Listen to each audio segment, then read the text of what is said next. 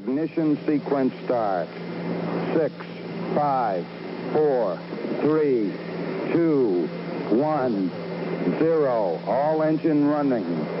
Liftoff. We have a liftoff. The space industry still begins on Earth, and many require specialized facilities to create the technology that will eventually fly in space. Burns McDonnell is a multifaceted company that provides engineering, architecture, construction, environmental, and consulting solutions for all types of industries, including the commercial space sector. Joining me today on the Ex Terra Podcast are Josh Foerschler, Business Development Lead for Space-Related Facilities, and Matt George, Project Manager for Space-Related Facilities at Burns McDonnell. Gentlemen, thank you for joining me today. You bet. Thank you for having us. My pleasure. Josh, I want to start with you. If you can just give me an overview of Burns McDonnell's core areas of expertise and tell us a little bit about the team. Yeah, you bet. So we have a large team of about 14,000 people worldwide that encompass all of Burns McDonnell's engineering practices and construction groups. We're segregated in a lot of different lanes or business sectors across the country, but the one that Matthew and I represent is our aerospace and facilities business unit here at Burns & Mac. We've got over 75 offices globally. The thing about us that's unique is that we're 100% employee owned. So everybody you're talking to at Burns & Mac owns a share in our company, which is really neat for us. Our company was formed over 120 years ago. So that's another unique aspect of it. We're headquartered in Kansas City, Missouri, but have offices literally all over the globe. And one thing we take a lot of pride in when we're doing our projects is our safety record. We take safety very near and dear to our heart, so that our employee owners, as well as our partners and subcontractors on projects, also go home safely every night. So thank you. So then how did Burns McDonnell get started in the space commerce business, and what drives your passion in that field? So that's a great question. So since we've been around for over 120 years, we got involved in the World War II effort, much like a lot of other companies back in the 40s, right? And so our part and piece of the war effort was building facilities, designing facilities. So the very first facility we built that's related to Department of Defense spending was a Smoky Hill Army Air Aviation Field in Salina, Kansas, which is about 20 minutes from where I grew up, actually. So kind of a fun story to talk about. But that really kicked us off on a lot of experience and projects with, the Department of the State, the Army, the Navy back in the day, building out everything from barracks to ICBM, missile silos to a host of other projects. And that relationship really continues to that day in our federal group. Some point in the 70s and 80s, we had a group that kind of splintered off and started taking notice to, Department of Defense prime contractors. We all know who those guys are. So we started facilitating work with those guys, doing the same kinds of work that we were doing for the federal government. So master plans and designs and construction related projects, anything around them doing their core business of, producing articles or spacecraft or rocket motors or propellant or whatever. We kind of encompass the project around their process and allow them to do their core mission while we focus on our core mission, which is, bricks and mortar around their specialty process. It's just that we kind of got into this very nice niche of aerospace and then defense and space related infrastructure here in the last 10, 15 years, because it's just such a booming industry. It's something like a $500 billion industry. Right. Obviously, as you know, Tom, it's not slowing down anytime soon. So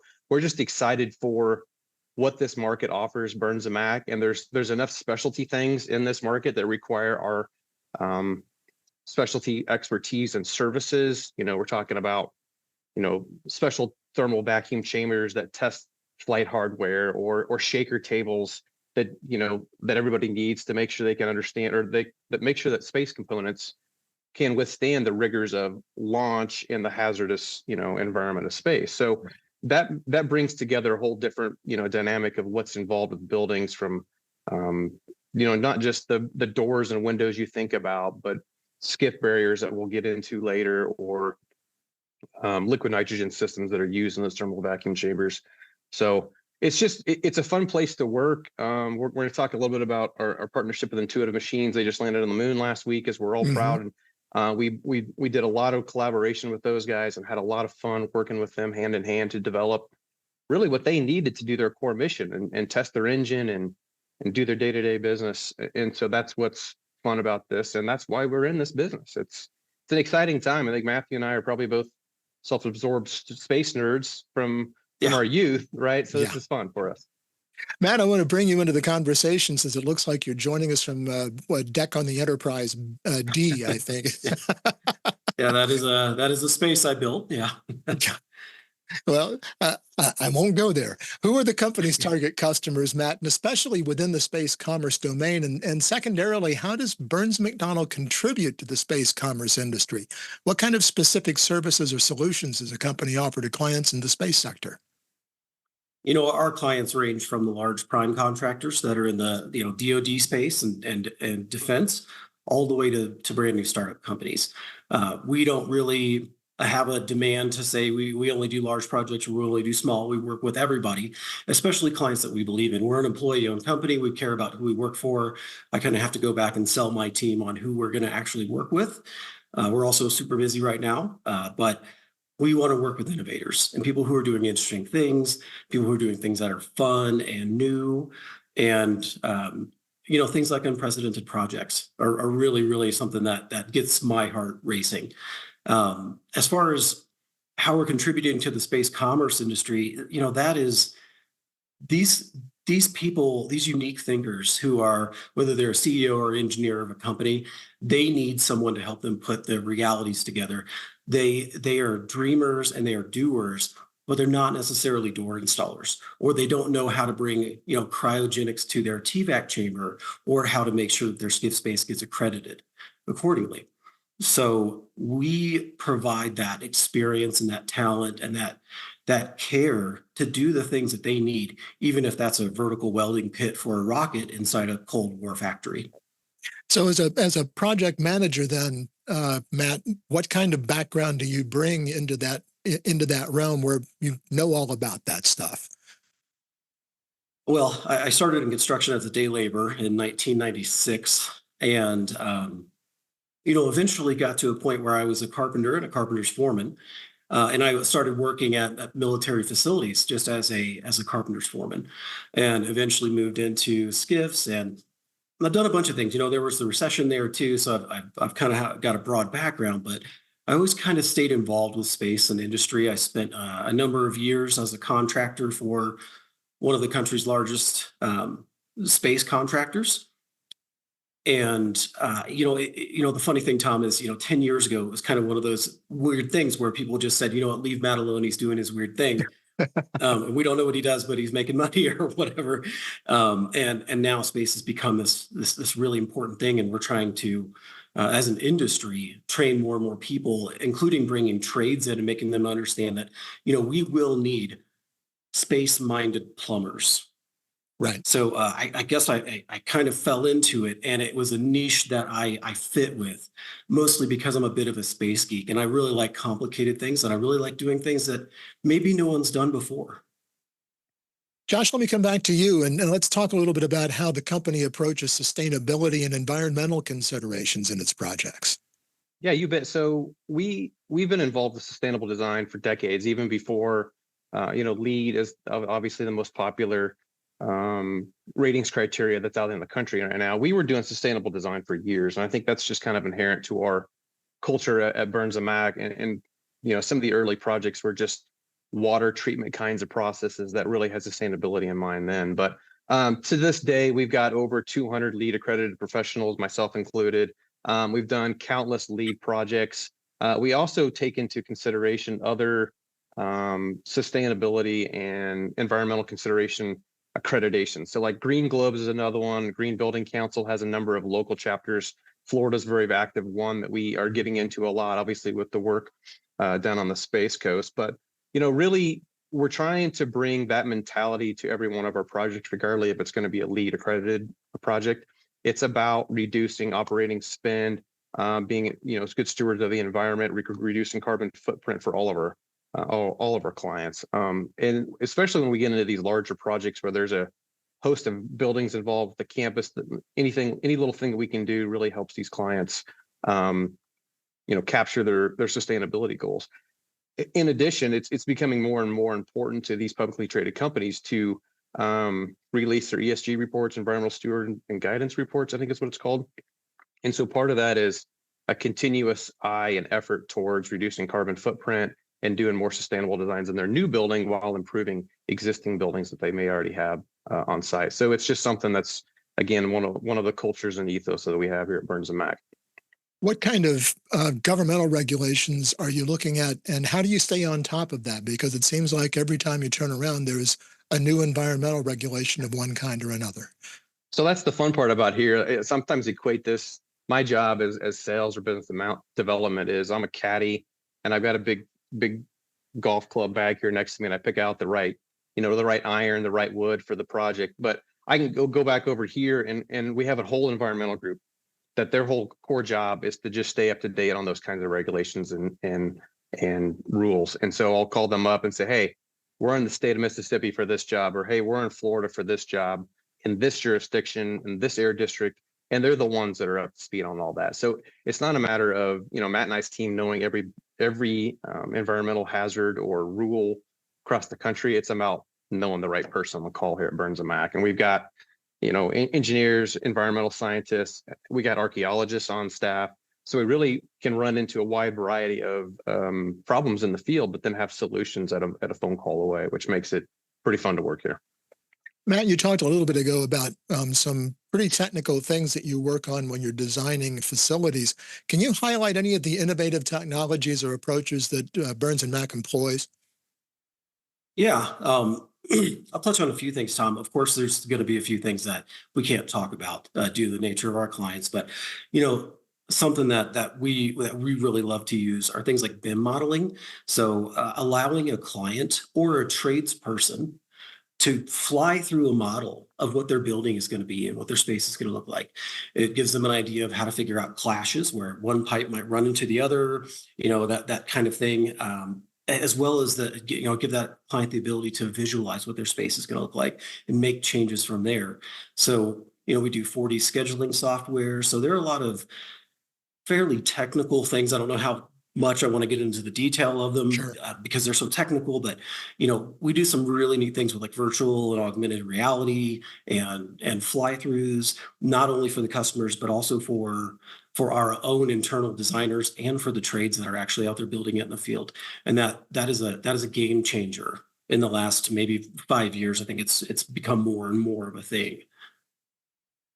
Josh, you mentioned intuitive machines a few minutes ago, and let's talk about that a little bit, about some of the major projects you've been working on, including IM, and what are you envisioning in the future?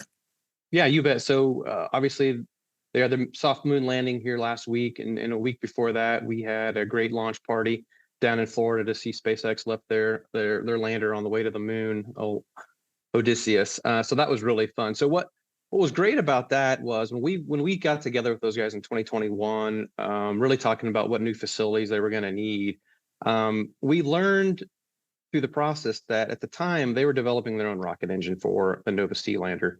They were putting it on a mobile rig, driving out to basically a shutdown taxiway at Ellington Air Force Base down in Houston.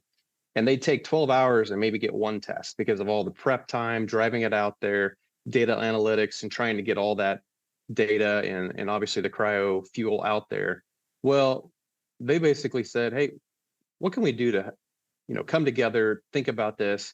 And the result was we built them basically an engine testing verification facility on Houston Spaceport. So they call it the Flame Range or the Rocket Petting Zoo, so it's called. But it's a very thick, encased concrete, steel and reinforced, basically flame trench to test their rocket engine. And so they went from maybe testing one every 12 hours to maybe 3 or 4 in a single day, and it's enclosed, like it's got climate control, they've got the proper safety barriers in place, they've got cryogenics close by. So, I mean, our little part and piece of the Intuitive Machines project or mission to the moon was helping them get a new space that they could test out and prove their rocket. So, and if you've been following the Intuitive Machines story at all, you'll know that they fired the first methane LOX engine in space, right? Liquid methane, liquid oxygen. So never been done before. It was throttling, so that's never been done before. Well, they tested it in our building. So that's really neat. Yeah. from a small town kid in Kansas that dreamed about working in the space industry, I got involved in it through the facility, not really the hardware, right, part, Mhm. but for the facility part, and giving them the ability to go test what they need. So they've got future plans and future missions, and we really built the other space that they had, their high bay and their clean rooms, with an eye towards missions 2, 3, and 4, and what lander that's going to be, the size, and everything. So that's just one, and I love talking about them, and it's a rarity that we actually can talk about them. So Right. Matt and I can't talk about a lot of the other clients that we work with, but we all know who they are in the industry, right? And so it's fun to be able to sit down with those guys, collaborate. From day one, we had our architects, we had our construction folks all in one room, getting through what they really needed out of the space. So really excited for the future for them, and as well as some of the other clients that we've got, doing a lot in solid rocket motors right now, doing a lot of other big equipment foundations. So you think about all the equipment that's involved with maybe making some of these articles or doing some of the stir welding. Those all need buildings. They need big buildings. They need cranes. They need deep foundations. They need power, hydraulics run to them. So that's really where we come in. So we're doing some fun stuff right now, getting involved with like big chemical dip processes to treat the outside of the rocket, some rocket test stands for maintenance. And then we're doing a project right now that's really neat, that involves a huge centrifuge. So I'm not getting in it, but it's going to be really, really fun to see, right? You never know. You might want to take a No. ride just to see what happens. I don't do well on a Ferris wheel. There's no way. My guests today are Josh Foerschler, Business Development Lead for Space-Related Facilities, and Matt George, Project Manager for Space-Related Facilities at Burns McDonnell. Take a moment right now to click subscribe to be sure you don't miss any of our podcasts, or if you're watching on YouTube, any of the videos from Ex Terra, the Journal of Space Commerce. How are launch and space facilities being integrated right now for operations? What are the specific challenges of designing and building facilities with extreme temperatures or vacuum? And Matt, I'll come to you on this one. Yeah. So, kind of what Josh was talking about with intuitive machines, being able to do their work, whether that's testing or reproducing the atmosphere of space, maybe 50 feet from their office or 200 feet from their office is really important. It allows testing to happen a lot faster. So, these days what we're seeing is a mix of, this space may be an office building, but it also may have clean rooms, have test facilities with things like thermal vacuum chambers that, reproduce the cold side or hot side of space, the vacuums of space, and being able to integrate those things into a headquarters or a place where the people who have to address the information that comes from testing, for instance, is making sure that all that's next to each other is really a way to integrate and make their work efficient. That said, we have to make sure that it's safe. So we have things like Vesta fire systems, early smoke detection, blast proofing, and we are finding a lot of success in making sure that we can have the scientists, the engineers, and the thought leaders close to the work that they actually do in those facilities. I'm going to make this next question kind of a toss-up and get a comment from both of you about a particularly rewarding or maybe a challenging project you've worked on. And whoever wants to go first, go ahead. I think I'll start with this one, Matt. So I talked about the intuitive machines and the fun project there, but maybe another project that I'll highlight is a client I can't talk about. I can't tell you who it is, but we were working on a very large project infill. So they had about 100,000 square foot of empty warehouse that we needed changed into, clean rooms, testing bays, thermal vacuum chamber bays, a huge vibe cell, anechoic chambers all around a particular piece of flight hardware for space. So we did it in a multiple phase in an occupied building, kind of working around the clock almost to get, certain things done, concrete poured, in the middle of the night just to maintain schedule. And we knew that the clock was ticking, and literally we had a rocket launch that we were trying to make in the date. So we needed to get the space done and created, validated, turned over to this client so they could start producing flight hardware in it, because they needed to make the parts and pieces that went onto a bigger assembly, get tested, and eventually make it to a rocket test stand or a rocket stand a year from now, right? So we had, construction timelines are always interesting in terms of what's going on, how the timelines are going to work, a supply chain doing. It's very important right now, especially. But knowing we had a literal launch to get to in the future was fun. So we got the project done and tied up, validated, turned over. The client was super pleased with the space. Well, then I was able to go a year later to the actual launch of those flight hardware pieces, parts and pieces that were on a launch to space. And I'm sitting there on the bus going out to the Saturn V viewing area, and there's a gentleman in front of me talking to his kids, and he's like, "Well, where are we doing, Daddy?" And the dad goes, "Well, we're going out to see this rocket, and on top of that rocket is a piece of space article, a space flight hardware. And Daddy did the microchips that went into that, and we did this." And it kind of struck me then, like, holy smokes, like I had a little part and piece of that in this launch and this great family moment that we're sharing here on the bus to Saturn V. And then it went up. It was my first rocket launch I'd ever seen. It was just a really neat personal story that I had tied to that. And that was probably 10 years ago at this point, and really set the final hook in the space nerdiness that I've got. So it's just a fun story. So Matt, you got one? Yeah, I've got about 20. We've got time. I've done everything from, retrofitting Cold War factories for rocketry and, at the time, the world's largest titanium 3D printer, which is an additive welder. We flew that over an aerospace factory with a crane, so I've done some really interesting things. But, just recently, a company that we are still working with right now called True Anomaly, I built their Gravity Works factory. And by no means was it the largest project I'd ever done. In fact, it was one of the smaller ones. But it was just, they were a fun client. They were doing really fun things with satellites. The space was really interesting and had some good challenges.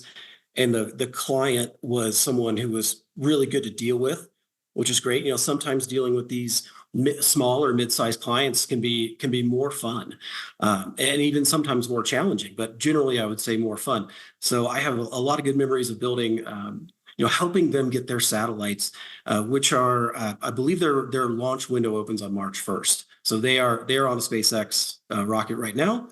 And to know that we had something to do with that, or I had something to do with that is really good. But, I look back into my career and I just don't know if I can name, one winner. I did projects that helped with Hubble. Sorry, not Hubble, with James Webb. A lot of different launches over the past, 15 or 20 years almost. This is believe it or not, my 27th year in construction. Again, let me get both of your perspectives on what challenges and opportunities does the company see in the evolving space industry?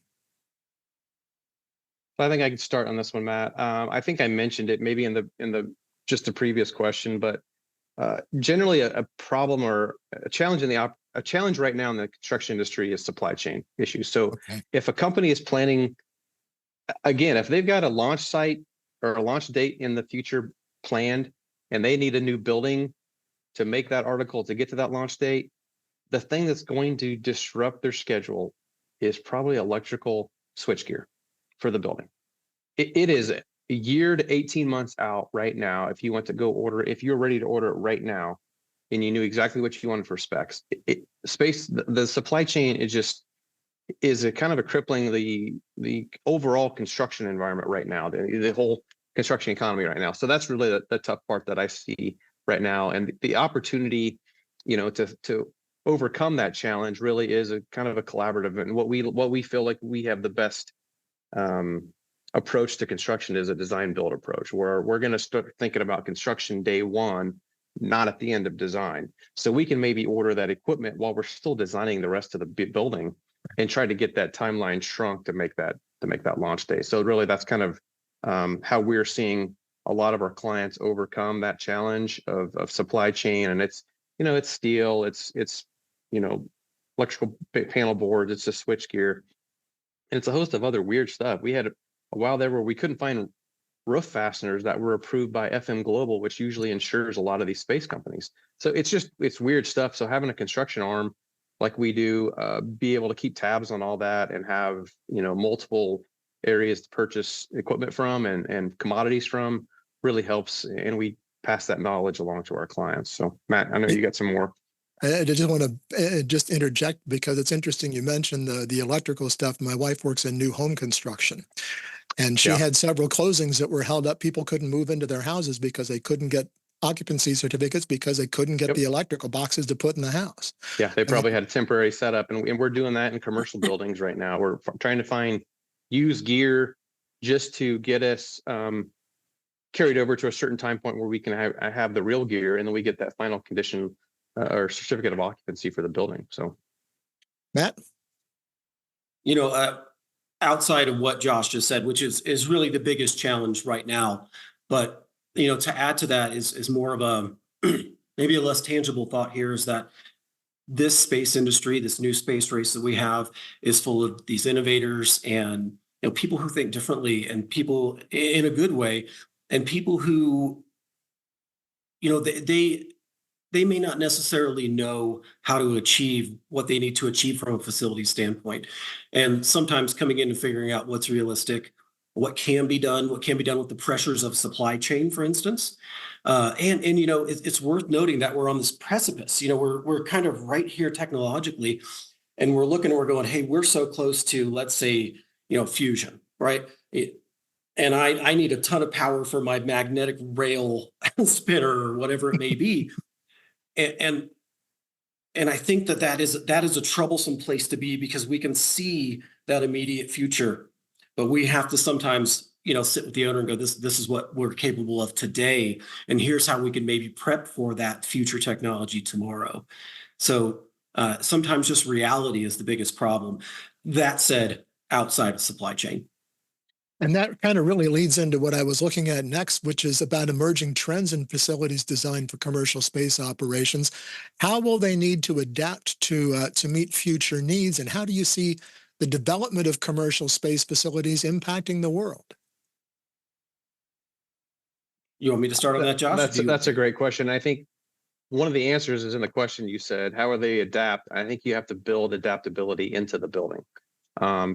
Adaptability, flexibility, et cetera, right? Have a good thought out plan of how you're going to design and build your facility for your current operation, but then look for changeability in the future. And I like I mentioned on Intuitive Machines, like we knew we were building this first lunar lander, but they had 3 other ones of different size and complexity. Well, we needed to make sure that we didn't pigeonhole them into a high bay that didn't fit it, or a doorway that they needed to move the articles through that didn't fit, or things like that. So you kind of try to future proof it as much as possible, right, in designing these buildings.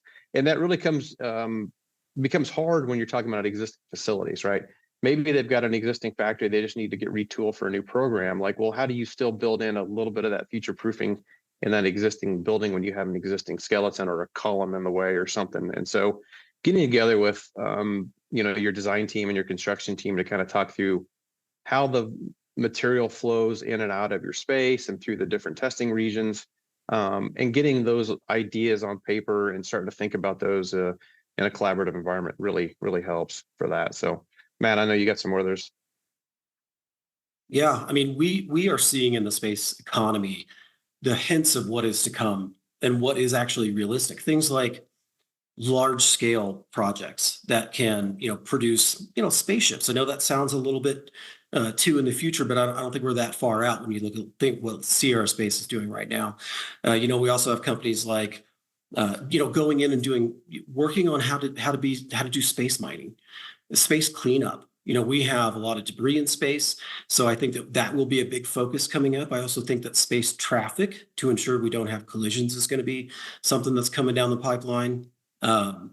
But I think that large scale projects and figuring out how to make these very large projects, I don't know if I want to say renewable, but to make them as efficient as possible with their footprint is going to be a big challenge.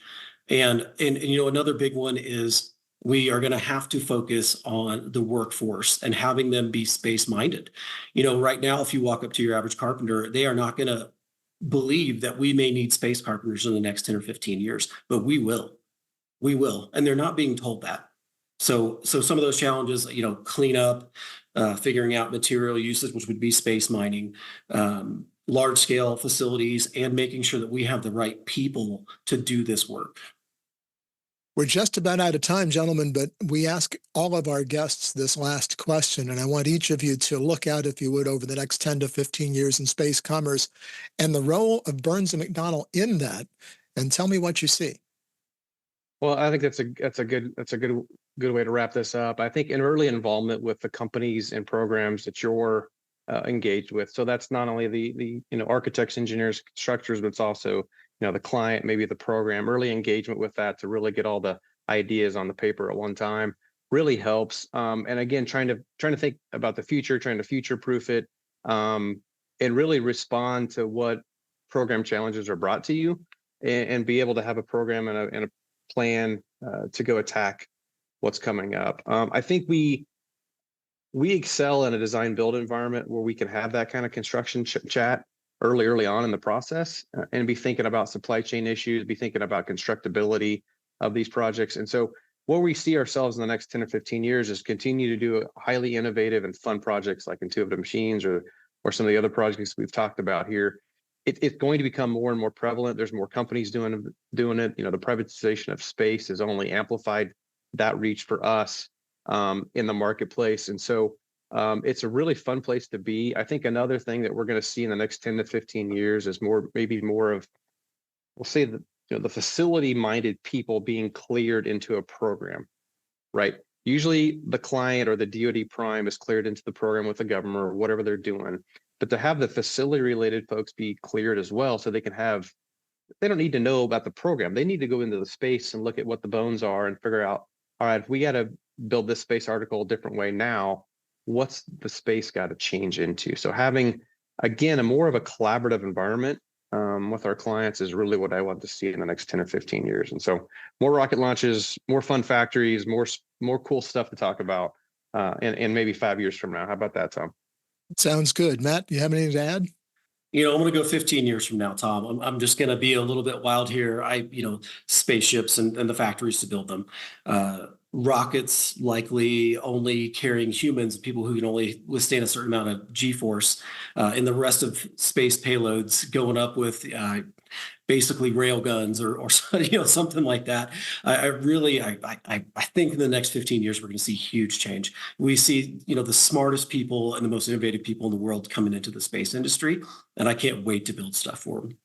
Do either of you foresee a time when Burns and McDonnell might be building things, designing things on orbit, or maybe doing design build on the moon or on Mars? Oh man, that would be our dream. Yeah. We don't build any flight hardware right now, right, Tom? But we build components and build facilities around these core, these businesses' core mission of putting stuff in orbit or in the moon. Now, given the chance to do something that fun or that crazy, count me in.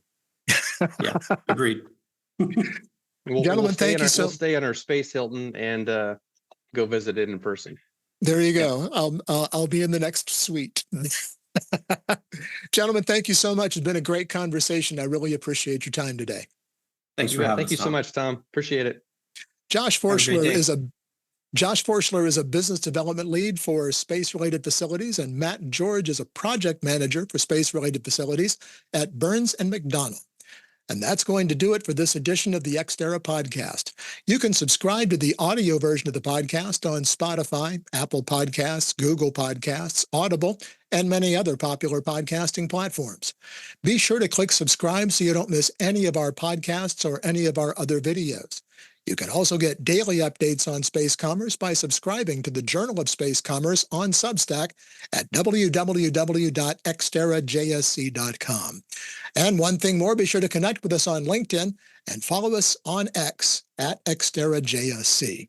Until next time, I'm Tom Patton. Thanks for joining us. I want to go faster, faster. Hands in the air, we're going to crash. Searching for the answers like Galileo. The proof is looking glass. Thirst for reason.